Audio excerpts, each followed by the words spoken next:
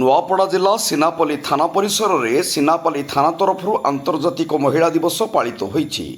ସିନାପଲ୍ଲୀ ଥାନା ଅଧିକାରୀ ରଶ୍ମିତା ପ୍ରଧାନଙ୍କ ଅଧ୍ୟକ୍ଷତାରେ ଅନୁଷ୍ଠିତ ଏହି କାର୍ଯ୍ୟକ୍ରମରେ ଜିଲ୍ଲା ପରିଷଦ ସଦସ୍ୟା ଆଶା ଜୈନ, ପୂର୍ବତନ ପଶ୍ଚିମ ଓଡ଼ିଶା ବିକାଶ ପରିଷଦ ସଦସ୍ୟା Mandakini Baghel, Sinapalli college principal Shrimati Tumtum, sarpanch Sunita Meher, SI Anita Kumar Jani ପ୍ରମୁଖ ମଞ୍ଚାସୀନ ଥିଲେ।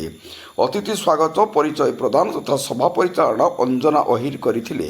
କାର୍ଯ୍ୟକ୍ରମରେ ମହିଳାମାନଙ୍କ ଅଧିକାର ହକ୍ ଅନେକ କ୍ଷେତ୍ରରେ ସ୍ୱାବଲମ୍ବୀ ନିର୍ଯାତନା ହେଉଥିବା ନେଇ ଅତିଥିମାନେ ନିଜ ନିଜର ମତବ୍ୟକ୍ତ କରିଥିଲେ। କାର୍ଯ୍ୟକ୍ରମରେ ଚଟିଆଗୁଡ଼ା ସରପଞ୍ଚ ରଙ୍ଗିରା ପାତ୍ର, ଫୁରସୁନ ସରପଞ୍ଚ ଲକ୍ଷ୍ମୀ ସା, ଗଡ଼ାଇ ସରପଞ୍ଚ ସିନା ଜଗତ, ଗଣ୍ଡାବାହାଲି ସରପଞ୍ଚ ଶ୍ରୀମତୀ ମେହେର, ଲିଟିଗୁଡ଼ା ସରପଞ୍ଚ ରଶ୍ମିତା ଚିନାଗୁନ, ନୂଆପଡ଼ା ସରପଞ୍ଚ ପୂର୍ଣ୍ଣମୀ ମାଝୀ ସମେତ ସିନାପଲ୍ଲୀ ବ୍ଲକ ଅନ୍ତର୍ଗତ ବିଭିନ୍ନ ପଞ୍ଚାୟତର ସରପଞ୍ଚ, ସମିତି ସଭ୍ୟା, ଅଙ୍ଗନବାଡ଼ି କର୍ମୀ, ଏନ୍ବିକେ, ସିଆର୍ପି, ଆଶା, ଏସ୍ଏଚ୍ଜି ମହିଳା ଶତାଧିକ ଉପସ୍ଥିତ ଥିଲେ। ନୂଆପଡ଼ା ଜିଲ୍ଲାରୁ ପରମେଶ୍ୱର ମେହେରଙ୍କ ରିପୋର୍ଟ, ଜନତା ଏକ୍ସପ୍ରେସ।